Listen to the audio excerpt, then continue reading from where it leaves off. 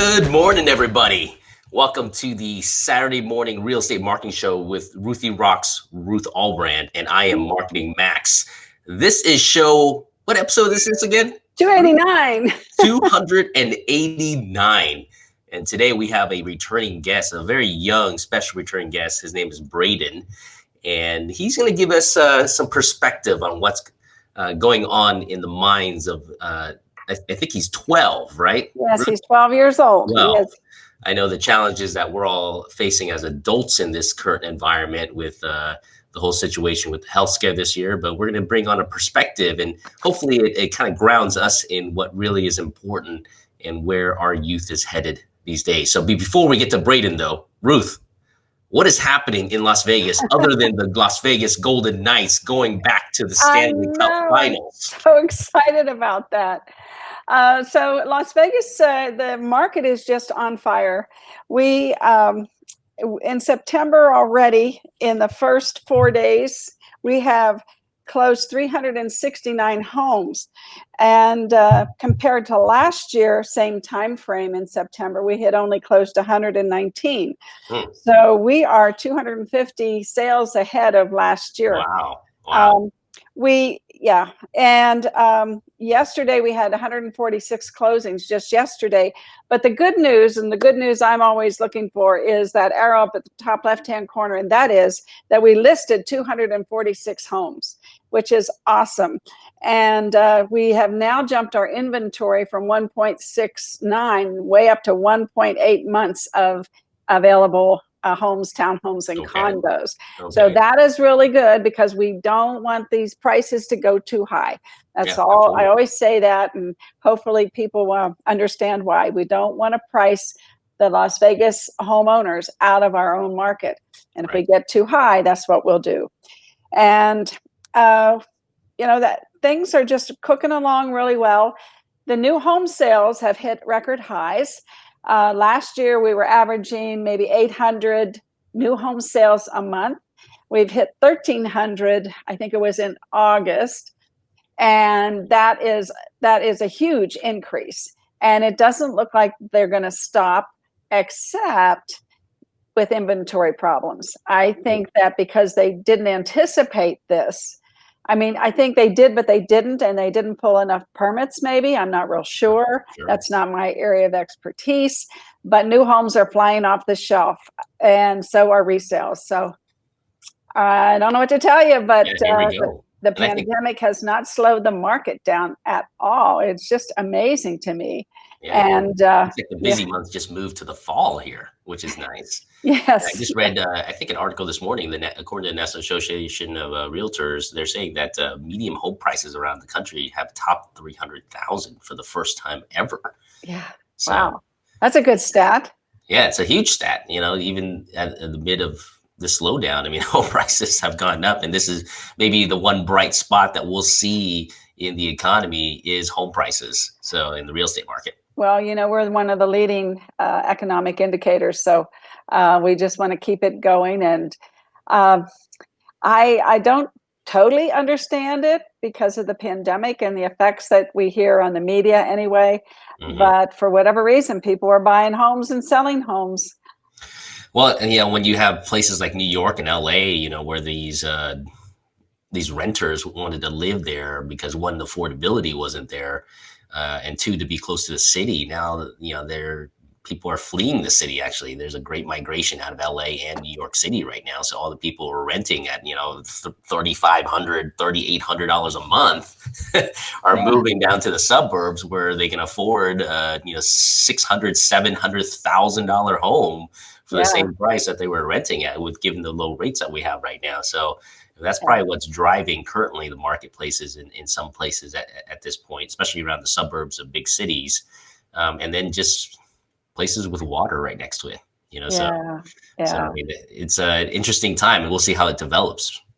I did you did bring something up that I heard, that a lot of people are moving to rural areas, even if they have homes in cities, they're moving to more rural, quiet areas.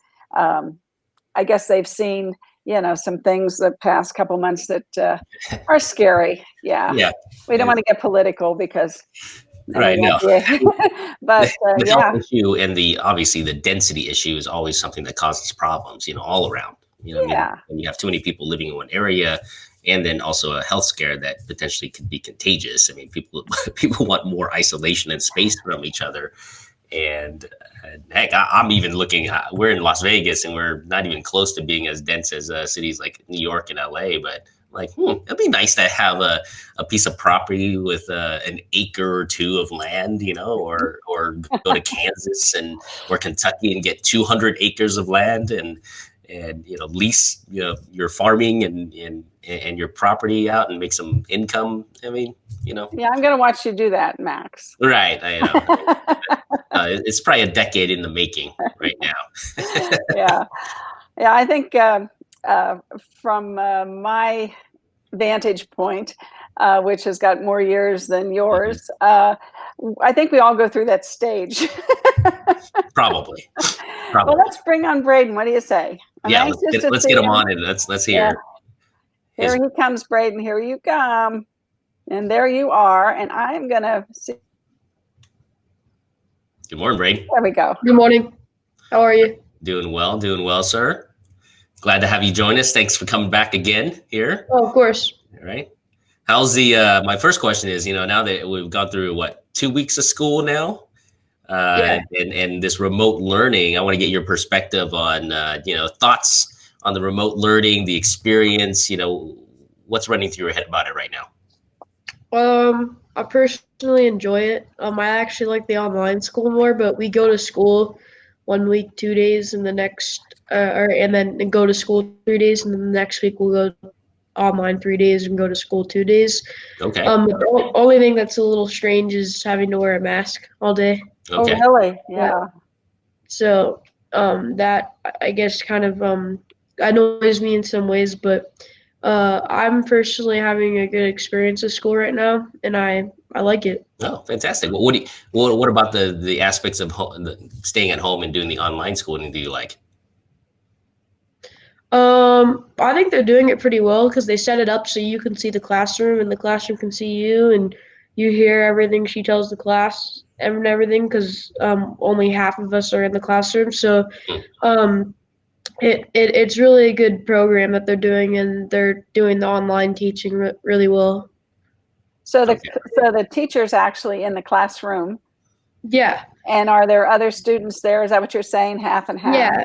So half of our class is in there, and then half of our class is online, and so and then the next day we're at school, and then they're going to be at home. Wow. I know with our CE classes, Brayden, we do that. We can have 15 people in the classroom. Excuse me. We can have 15 people in the classroom, and then we have as many sometimes as 50 people zooming in, and with a microphone. Now we use the microphone so that there's always audio problems with this sort of platform. So we have to use a microphone, and people can't be near the instructor's microphone when they're asking a question. Do you have any issues like that, or is it? How do you handle that? We do. Sometimes the Zooms will lag a lot, but the teachers usually do a great job of typing what we need to do in the chat, and I've always been able to figure it out. Obviously, when that happens, though, it is a little unfortunate because I don't get the same explanation that I would get to hear when it is working. But that has happened, and I've been able to handle it pretty well. Cool. Yeah. A lot of our students, they type things in the chat, and then I relay them. I'm kind of like the go-between. So I relay them to the instructor so that perhaps he can answer the question and everybody can hear the answer. Yeah.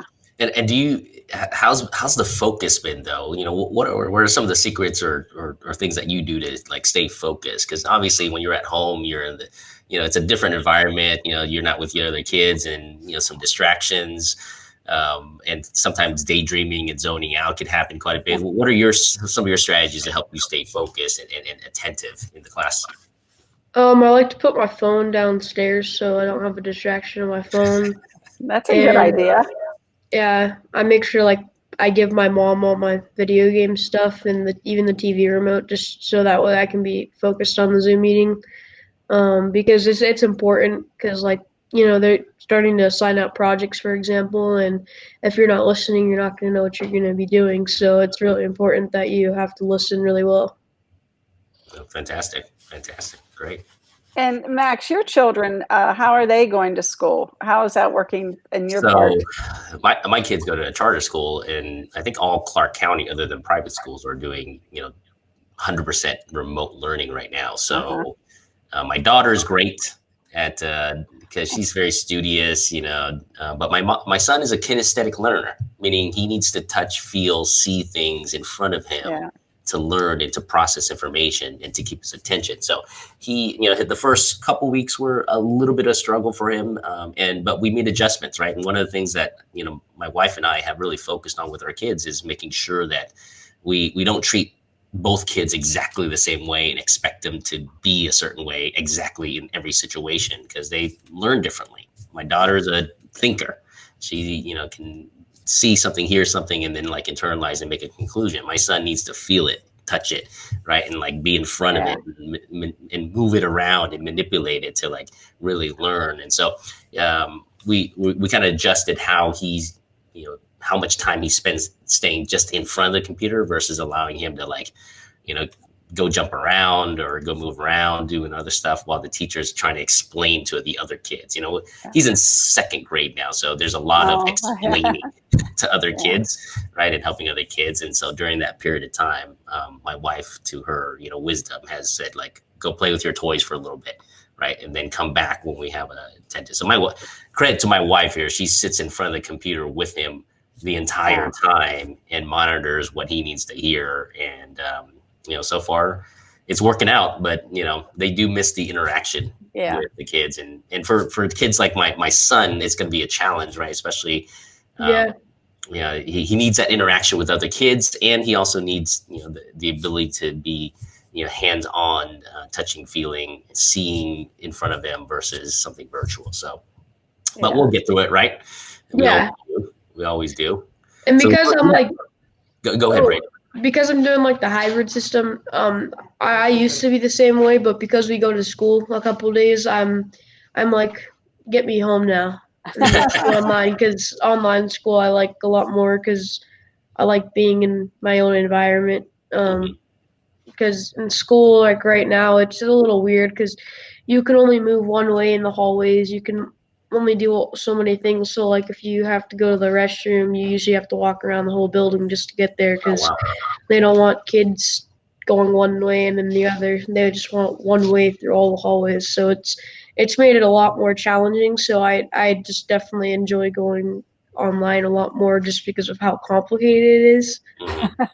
What about the other? How about your friends and stuff like that? Do they feel the same way, or some like it? Some want to go back to school completely, or do they enjoy a little time at home as well? Oh, we all really enjoy a little time at home. It's just nice because, like I said, it's a break from the complicated school building that we have to go to. So we all enjoy it a lot, because it's just I like to learn in my own environment. I'm more like that, so I've actually been able to focus and hear more stuff when I've been online, because I've just been a lot more focused. Other than in school, sometimes I'm kind of looking at the teacher, but sometimes it goes through one ear and out the other. So right. Now, this is great. I mean, this is great. I mean, this is going to be the grand experiment, right? This year, 2020, just all around on different stuff. And that's why maybe school choice, and maybe there's a hybrid that stays like this for some kids, especially in rural areas where they don't, they can't get exposed to schooling that's effective in their area. And so, this is going to be interesting. So we'll see. I'm glad you're adjusting to it relatively well here, and you seem like from past shows a pretty resilient and adaptive person. So that's always a good trait for future success. Ruth, I think you had some questions lined up for Brayden. Well, I wanted to ask one more question about the school first. And Brayden, is there any talk about what's going to happen at the end of the year, or is this for the entire school year through through next May or June? Yeah, I'm thinking so. Until I think the governor will let the school do full capacity. It's gonna have to stay like this. I mean, Bishop Gorman got to start 5 days a week, but unfortunately, I think the school put in some type of request to be able to go 5 days a week, and he didn't let them do that. So, really, I think it's on what happens with this virus.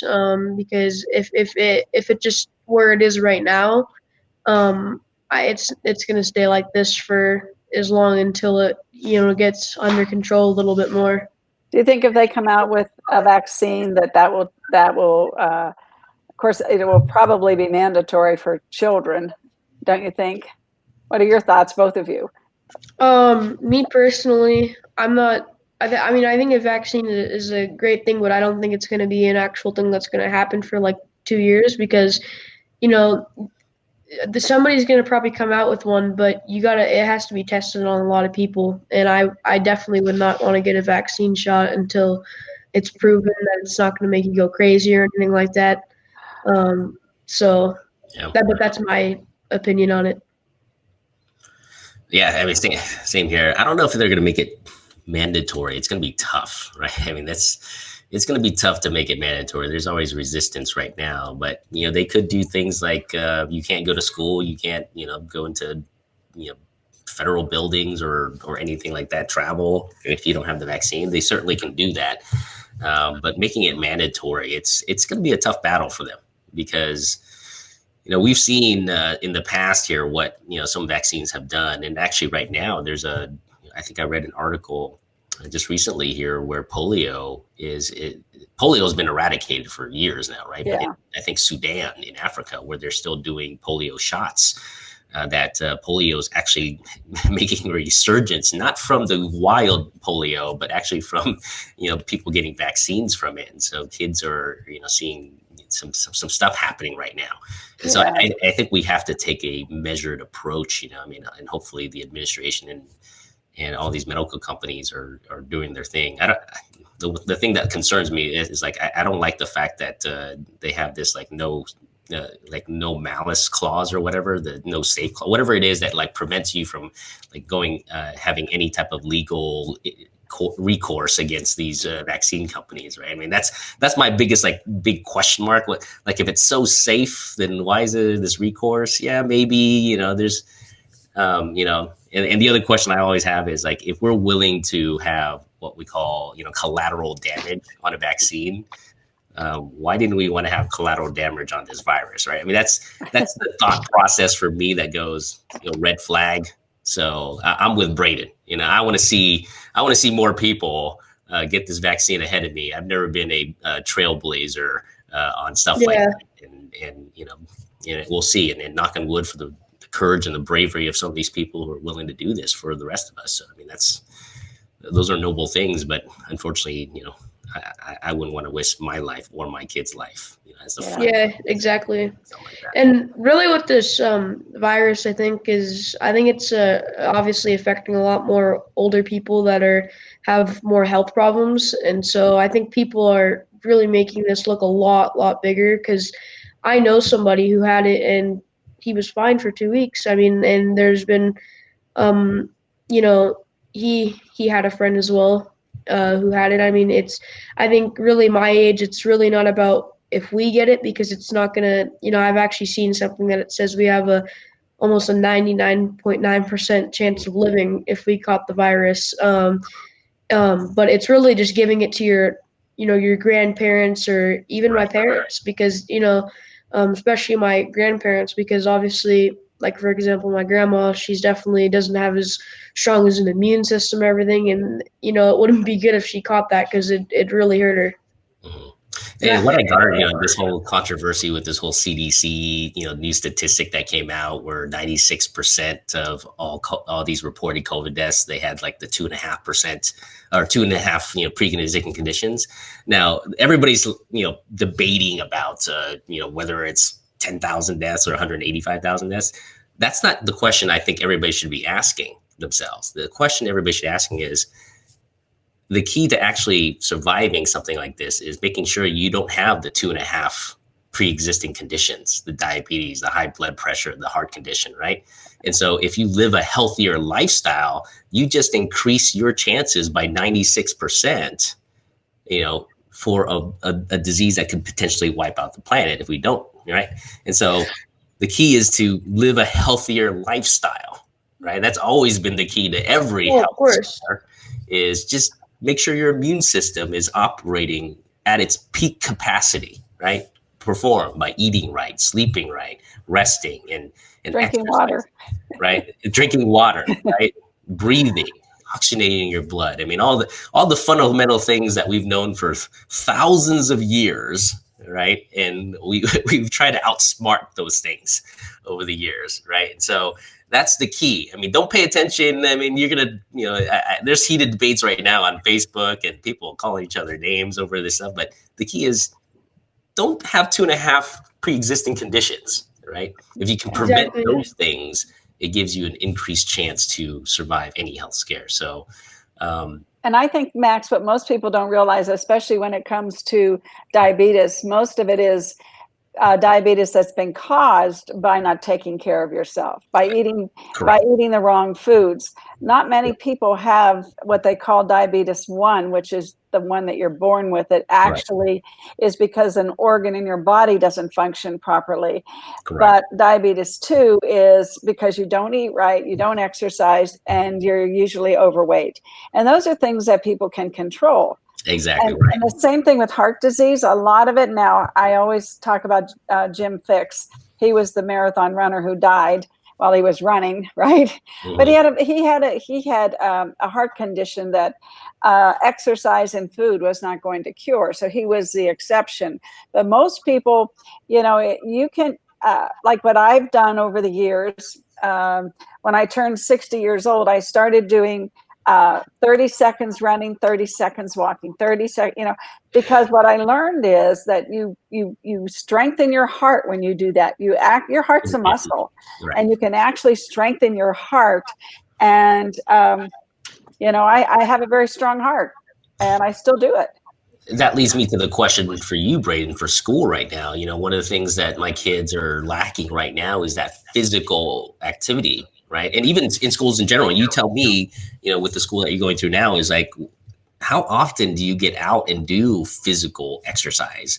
I remember as a kid, we had PE every single day, moving up like for an hour, right? There was a whole class dedicated every day to physical education. What's it like now in the school system for you? And prior to this COVID thing, and now, going through this, what's happening right now? PE is really the same, to be honest with you.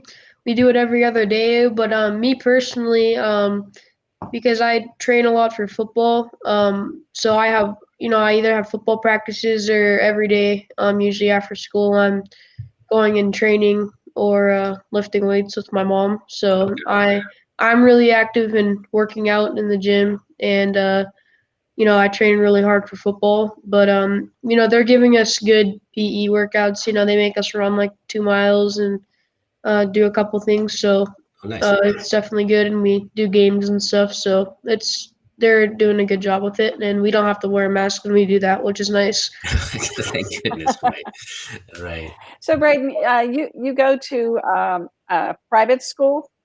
Correct. Yeah. So the public schools, are they doing the same thing as far as PE? Do you know? Public schools actually aren't even going to school. Right. They're not even going to school, Ruth. So, but they're not even doing like sports activities and things like that. Oh no.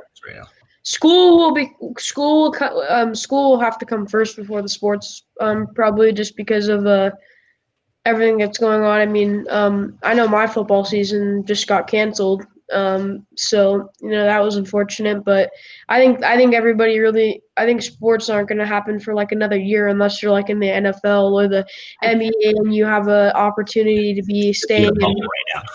There you go. Exactly. And so, but that's obviously not the opportunity that us kids have. So, or even anyone who plays sports for fun. I mean, it's, unfortunately, this virus has caused a lot of damage. Right. Yeah.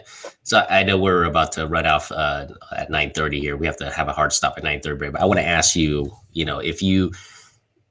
what advice would you give to yourself now, knowing what you've seen and what you've gone through in your life at this ripe young age of 12 years old? If you had you have any younger siblings?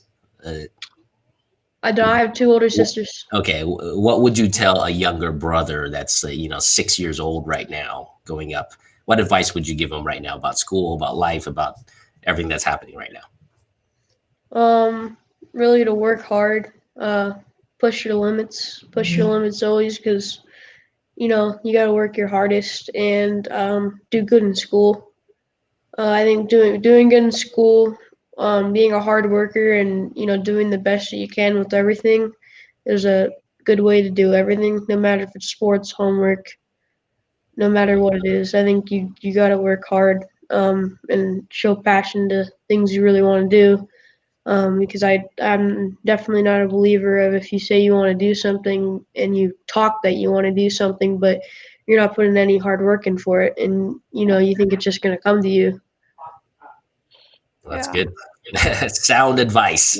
And one quick question that I kind of a teaser question to when I advertised the show, Brayden.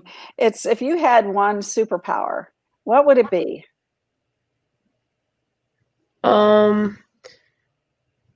Probably Flash.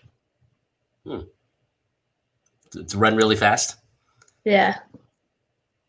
And why? Because when I don't want to say something to somebody, or I have nothing to say from somebody, I want to run away fast. I love it. I love it. And the last time you were on the show, Brayden, you talked about your future and how much your father had played into helping you make lifetime decisions, actually, at your young age. And we don't have a lot of time, but I just think for the audience, if you could briefly tell them what your parents have done for you to mold you into such, a smart, forward-thinking young man. Well, my dad and my mom have been a great, way and influence to me. My mom's taught me about how to deal with people, work with people, because she's been in the casino industry for so long. So she, she's had to work with people who are, people she doesn't like at all, or that she does. And I think it's probably it's the same way with real estate. But my mom's always taught me that I need to, I have to be nice to everybody no matter what. And my mom's really taught me a lot more of the people skills and stuff like that comes with business, and my dad's taught me more directly about business, whether it is even how I've mentioned that my dad is trying to teach me about day trading and stocks. He's done a really good job doing that, and we're constantly going over it, and I listen to my dad and take his advice and take my mom's advice.